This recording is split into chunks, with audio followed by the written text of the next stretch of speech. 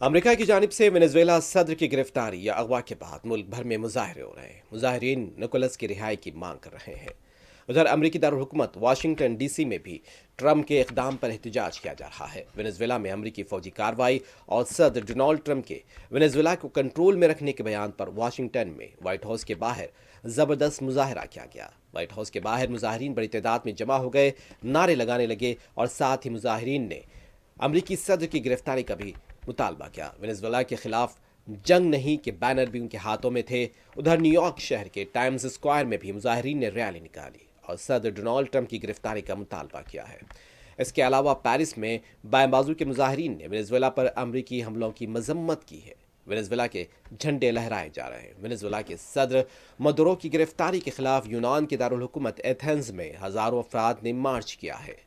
روم میں اٹلی کے شہریوں کا ونیزویلا میں امریکی آپریشن کے خلاف احتجاج ہوا ہے اور ارجنٹینا کولمبیا میں بھی امریکی حملے کے خلاف مظاہرے کیے گئے ہیں۔